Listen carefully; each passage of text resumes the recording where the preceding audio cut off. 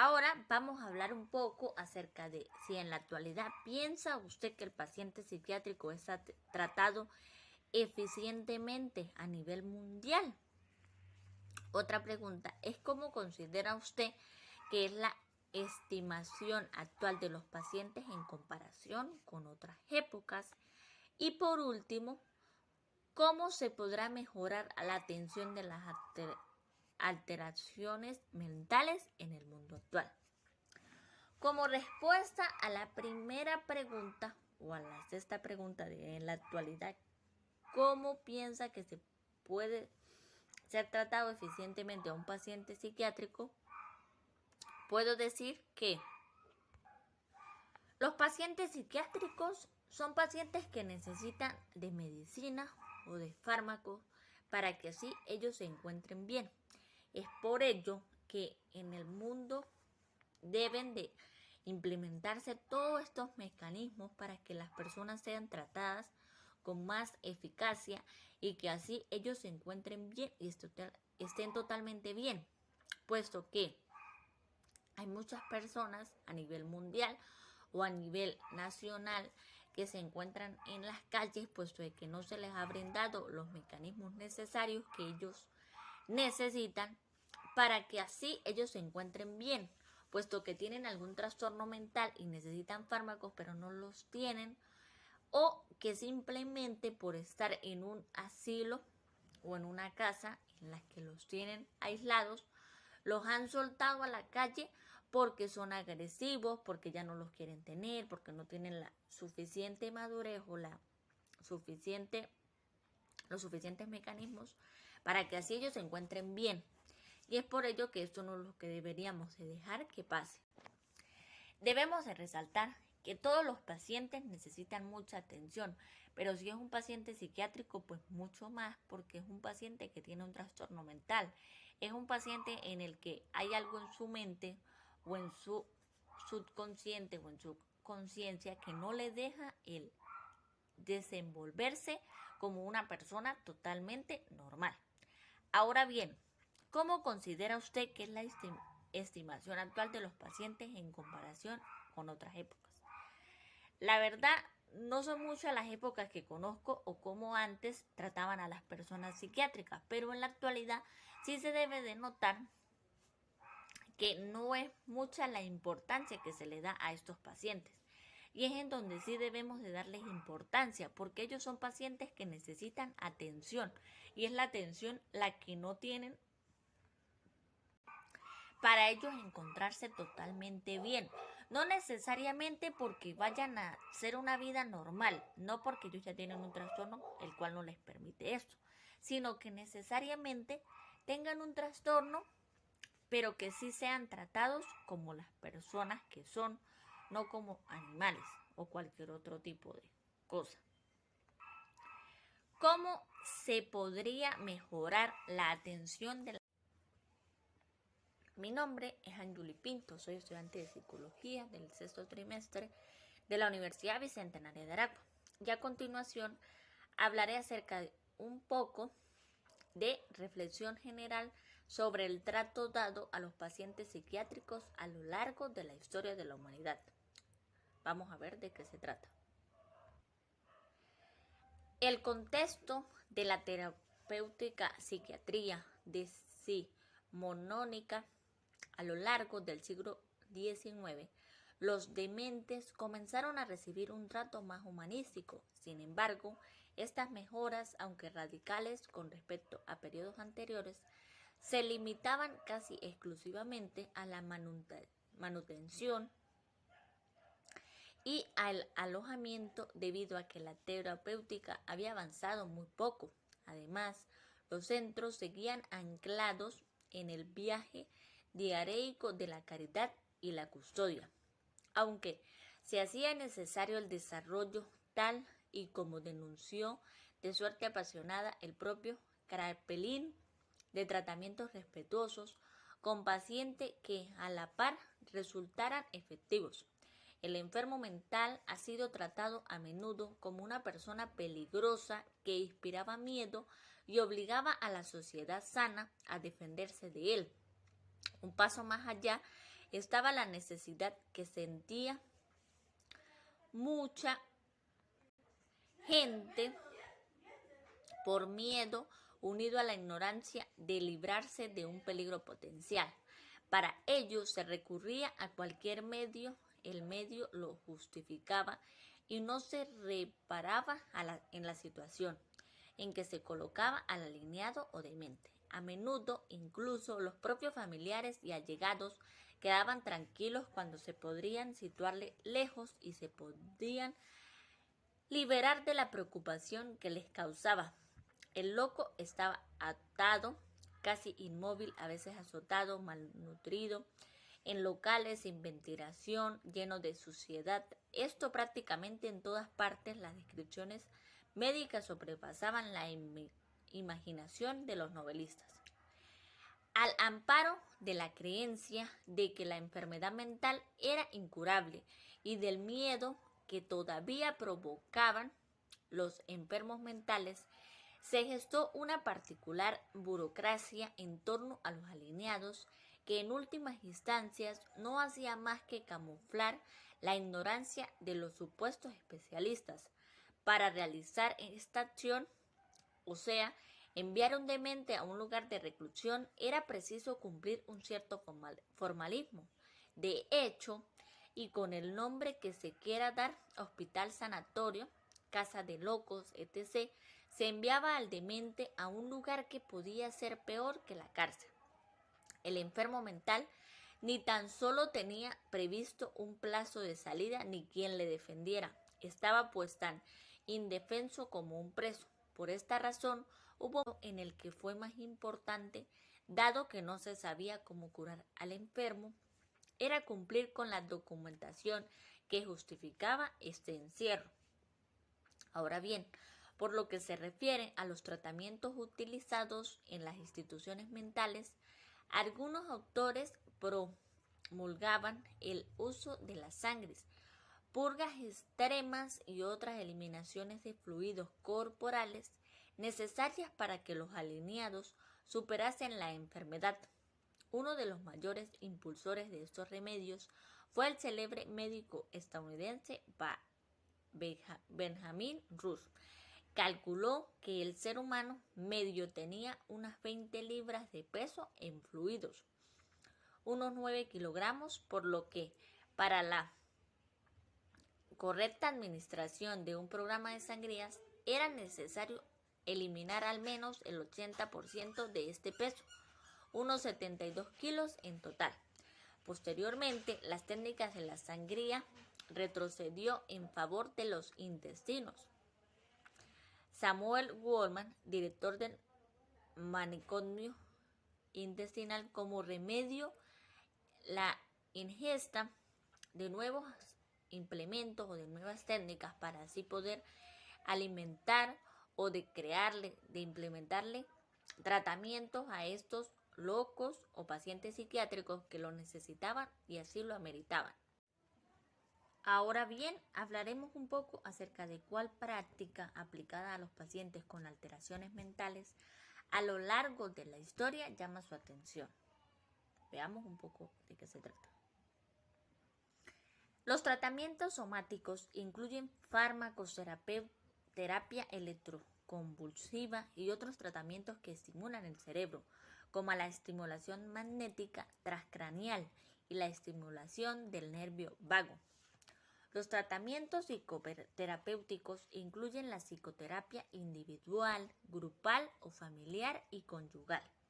Técnicas de terapia conductual, por ejemplo, las técnicas de relajación o la terapia de exposición y la hipnoterapia. Es en este caso de los principales trastornos de la salud mental. La mayoría de los estudios sugieren que un enfoque terapéutico que contemple la utilización conjunta de fármacos y psicoterapia resultará más eficaz que cualquiera de los métodos de tratamiento empleados por separado. Los psiquiatras no son los únicos profesionales de la salud capacitados de la salud mental o de la enfermedad mental. Otros implicados son los psicólogos clínicos, que también son encargados de enviar fármacos, que serán los encargados de controlar el estado de ánimo, de salud en la que se encuentra el paciente. Pues muchas veces las personas tienen ansiedad, depresión, insomnio, y todo esto pues les resulta difícil para que ellos puedan estar bien, encontrarse bien y estar físicamente estables. Entonces con estos medicamentos son la ayuda que ellos necesitan para este desenvolvimiento o para este desarrollo. Ahora bien, hablaremos un poco acerca de por qué las alteraciones que presentaban las personas anteriormente recibían estos tratos y por qué ahora son tratadas diferentes. La política está llena de una rectoría emocional que puede caer en la manipulación. Se nace con habilidades emocionales o también se pueden aprender. Existen factores genéticos, no hay más que dejar a un niño en una guardería. Hay pequeños que enseguida buscan el contacto con otros niños. Otros se quedan en un rincón hasta que alguien se va a estar con ellos. Sobre esa base, lo bueno y lo malo de las emociones es que son muy modificables. No existe experiencia alguna. Hay profesores en diferentes sitios que han llevado a cabo alguna experiencia. Por ejemplo, enseñar las emociones a través de la literatura. Se puede coger una obra como El Maleficio de las mariposas de Federico García Lorca, que habla sobre el amor entre diferentes animales, y usarla con los alumnos de 6 o 7 años para debatir sobre el amor. Se trata de que expresen qué sienten y empiecen a identificar con palabras sus sensaciones fisiológicas. En este caso, las personas o los psicólogos o los psiquiatras se han encargado de resaltar más acerca de la experiencia o de cómo enseñarles a las personas acerca de los beneficios que el estar bien o la estabilidad emocional les puede presentar, tanto presentándolo en las formas de afecto, de convivencia, de realidad, de disciplina.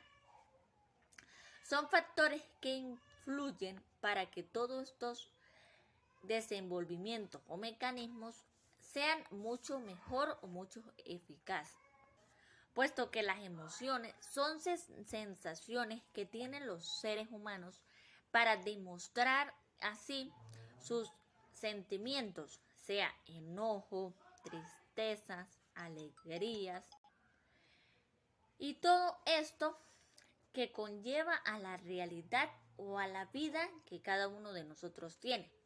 Pues muchas veces las personas tienen sentimientos que no van con su personalidad, porque su personalidad es totalmente diferente, o simplemente el hecho de no estar bien los hace que no se puedan desenvolver totalmente bien.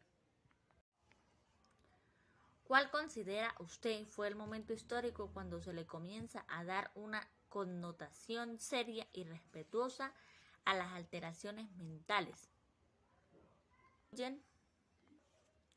Las alteraciones de la salud mental, trastornos psiquiátricos o psicológicos, implican alteraciones en el pensamiento, en las emociones y en la conducta.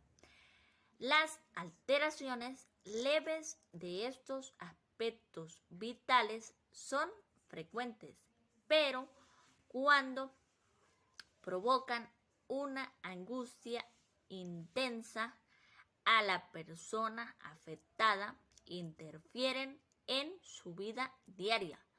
Se consideran enfermedades mentales o trastornos de la salud mental.